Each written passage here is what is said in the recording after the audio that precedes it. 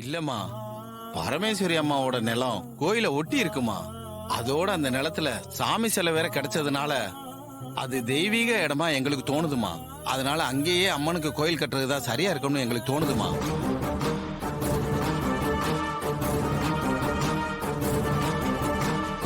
ஈஸ்வரி, ஊர்க்காரங்களாம் இவ்வளவு தூரம் சொல்றாங்கல்ல, நீ ஒத்துக்கிட்ட சந்தோஷப்படுவாங்கல்ல? ஒத்துக்க. ஆமாமா, ஒரு கையெழுத்து தானம்மா, போட்டுடலாம்மா.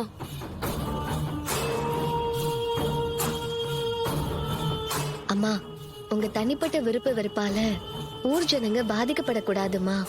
நீங்க பாட்டிய பார்க்க வேண்டாம், பேச வேண்டாம். நேரா போய் ஒரு கையெழுத்து போட்டுட்டு வர்றதுல உங்களுக்கு என்னமா பிரச்சனை?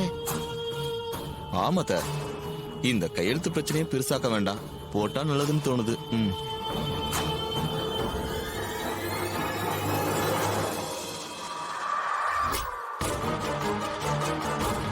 அத்த, ஊர்க்காரங்க எல்லாம் ஒன்னா சேர்ந்து வந்து கேக்குறாங்க. நீங்க கழுத்து போட மாட்டேன்னு சொன்னா அவங்களுக்கு உங்க மேல வெறுப்பு வர வாய்ப்பு இருக்கு. நீங்க எப்பவும் அவங்க நல்லது கெட்டது எல்லாத்திலையும் உறுதுணையா இருப்பேன்னு சொன்னதை நம்பிதான் உங்களை ஊர் தலைவர் ஆக்கியிருக்காங்க. இப்ப நீங்க இந்த விஷயத்துல அவங்களுக்கு நீங்க ஒத்து போகலன்னா அவங்களுக்கு உங்க மேல வெறுப்பு தான் வரும்.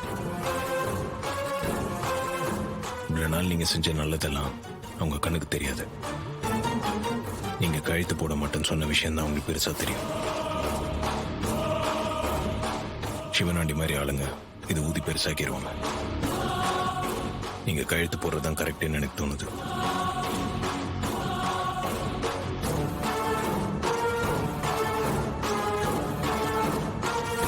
சரி, ஊர் மக்கள் இவ்வளவு தூரம் சொல்றீங்க, அதனால உங்களுக்காக பத்திரத்துல கையெழுத்து போடுறதுக்கு நான் ஒத்துக்கிறேன்.